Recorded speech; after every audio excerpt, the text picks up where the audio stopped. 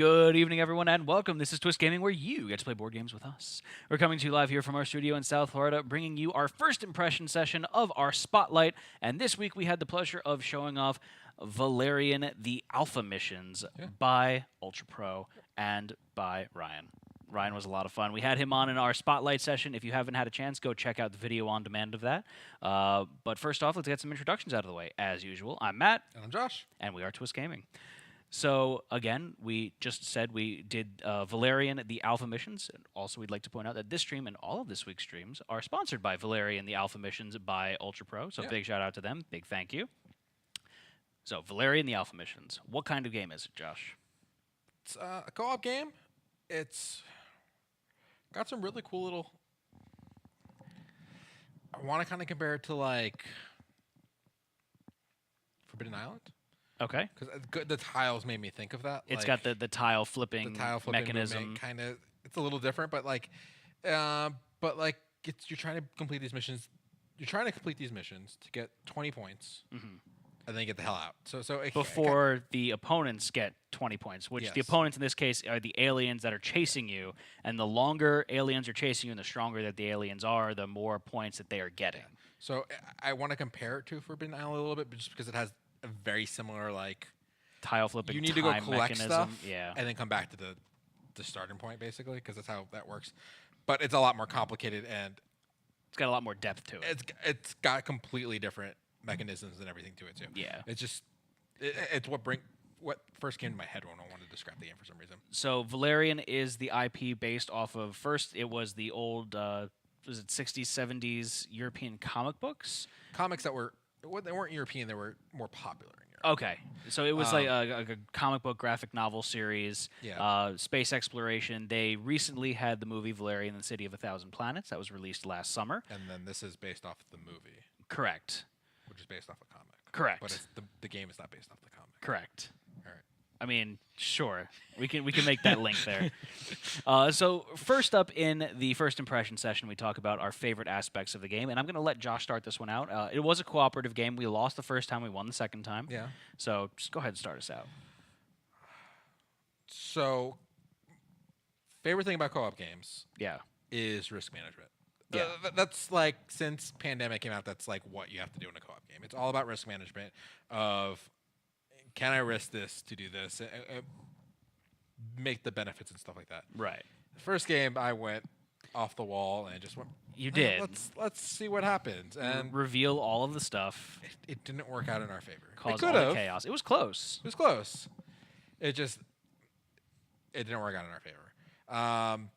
But once we got the basic mechanisms down, we were able to do it, and so we won the game. And if you look at our final score, Matt, you can go to the board real quick. Sure can. So this is the map. We explored a good chunk of it. Yeah. We got our 20 points, and the enemy got only 6 points. And you would think that that's not a close game at all. Like, yeah, if we waited 2 more turns, though, that 20 points, that 6 points for the enemy would have shot up real fast. It could have. And the note is there's also these decks up here. So there's a Nemesis deck, a Mission deck, and an Alien deck. And if any of them run out, it's game over. And we had 4 cards left in our Alien deck. 4 cards. So we were like, we could have maybe explored 1 or 2 more spaces. Yeah. Higher level spaces. So we were close. So I was thinking about, like, what if we didn't get those 3 starter points? Like, how it would have been a really tight game. Yeah, it would have. That's true, because, we started out with a handicap of 3 victory points, 3 mission points. I think it's considered a normal game? Yeah, so expert mode is starting at 0. So we only collected 70 points technically.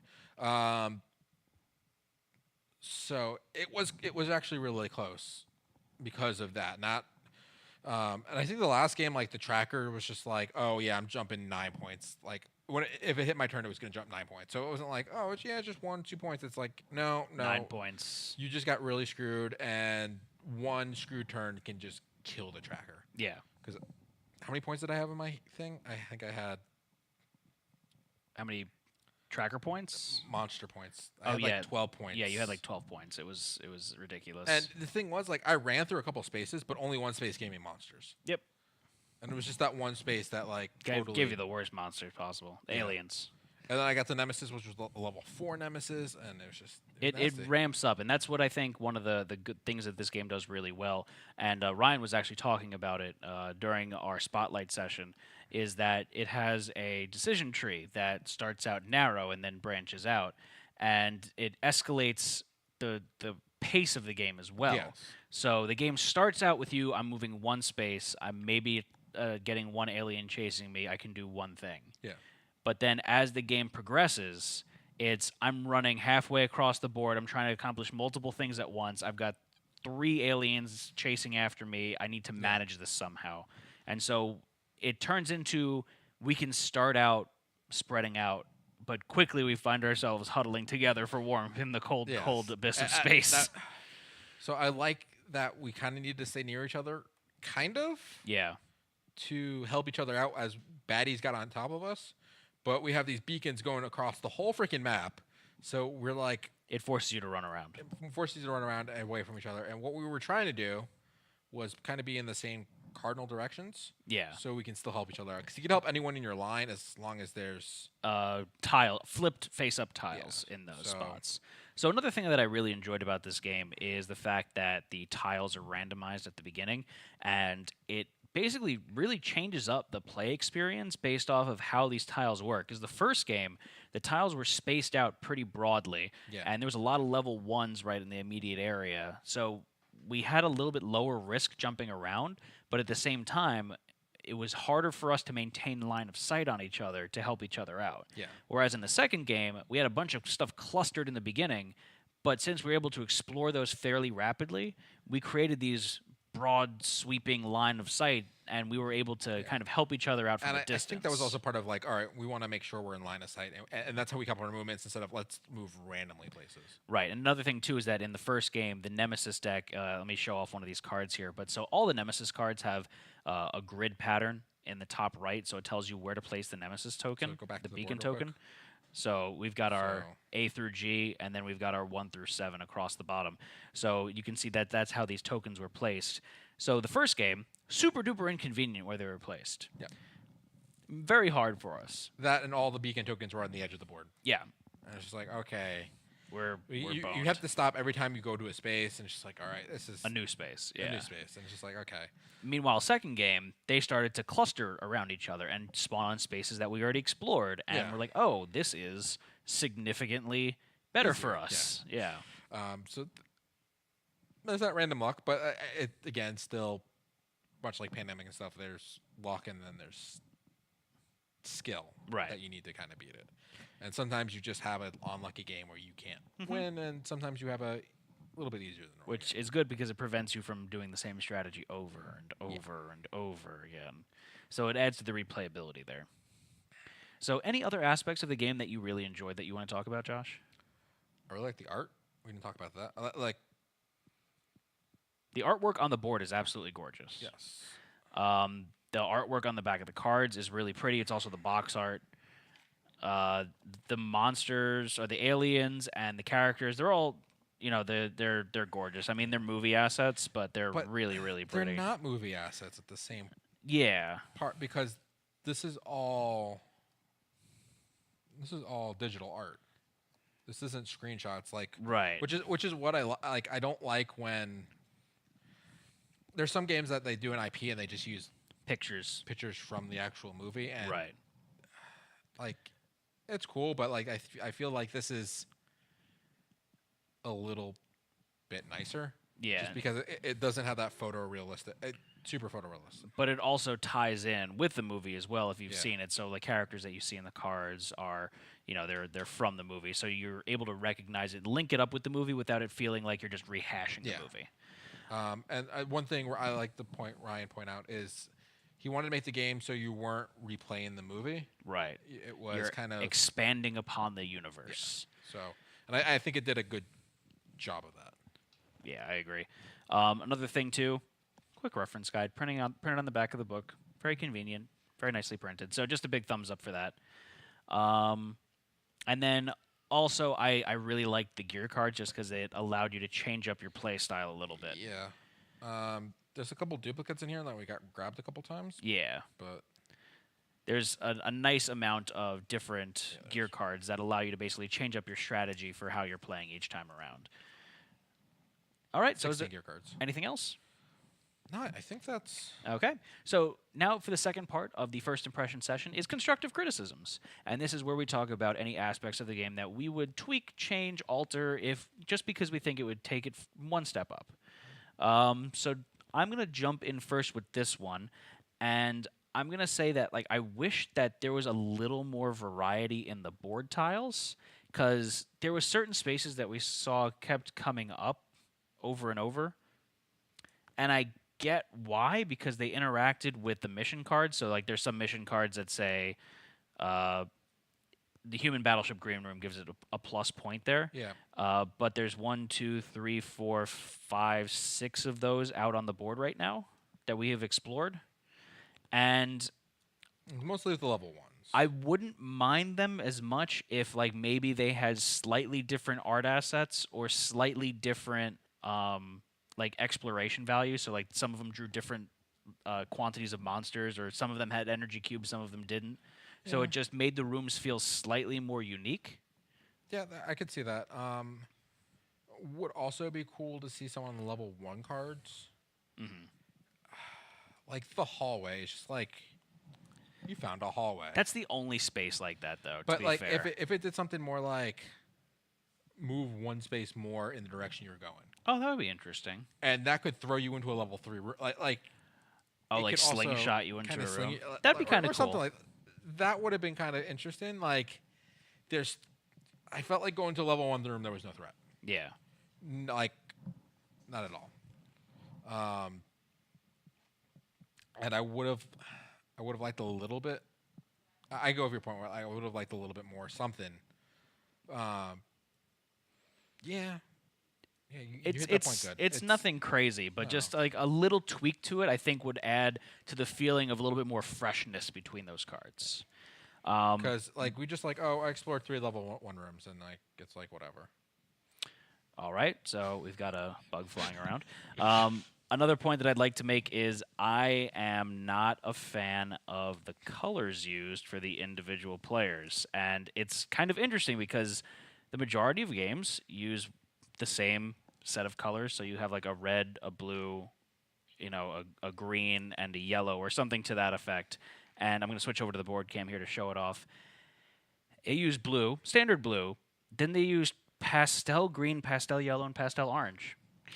Maybe there's something that's from the movie that syncs up with. I'm not sure if that was part of the color choice, but it struck me as odd, and I am not colorblind. Josh is the colorblind one. I have trouble differentiating between the yellow and orange a little bit. Also because, can you pull the other standees out for the characters, Josh? The cards I think do it. Oh, yeah, the cards do it as well. So I have... Well, the green screen allows you to put in. Yeah.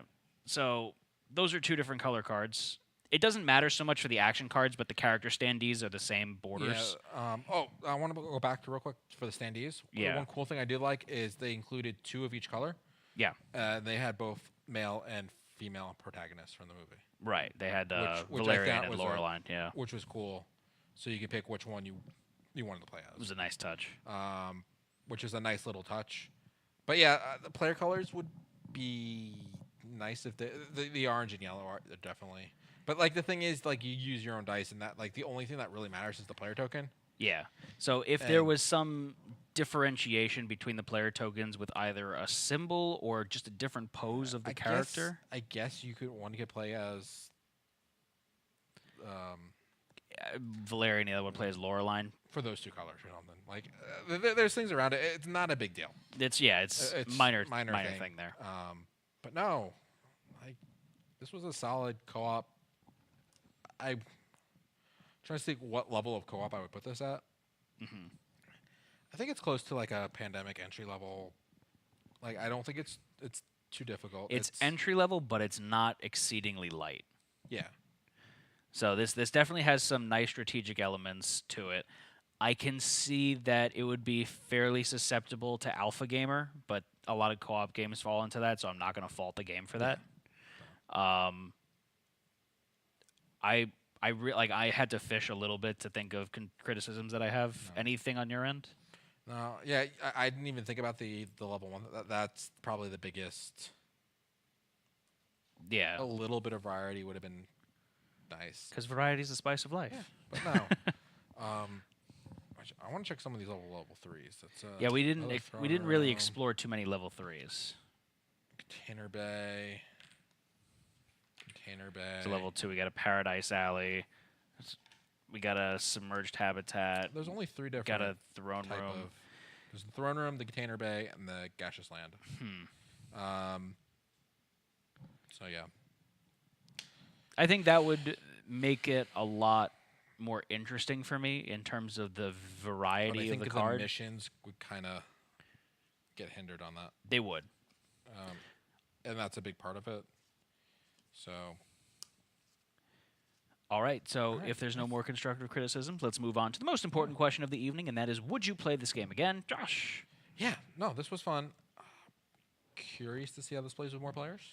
Yeah, I'm definitely more curious because it actually removes the amount of tracker tokens. Yeah. So it really... You guys really need to start picking up. But you can kind of group up together still and try to But watch it. And then, like, you also have some more time for other people to kill monsters on you. that's true. So I am curious to see how it scales, especially time-wise and difficulty-wise. Yeah. But yeah, I really enjoyed playing this game. I think this is a very solid co-op. I would definitely play this again. Yeah. Yeah, I don't see... I like it. I like the theme. I Any- like it's the solid co-op game. Yeah, I enjoyed it. Big thumbs up for me. I'm curious to see how Anne would play in this game. She'd probably be crying that there's aliens after her. She does not like getting chased by aliens. That's true. All right, so thank you all for joining us this evening. This was our first impression session of our spotlight of Valerian, the Alpha Chronicles by Ultra Pro. So if you haven't had a chance, definitely go check out our spotlight as well. Yeah. We just got done doing that with Ryan, the game designer. Other than that, thank you for joining us this evening. I'm Matt. I'm Josh. Good night. Good night.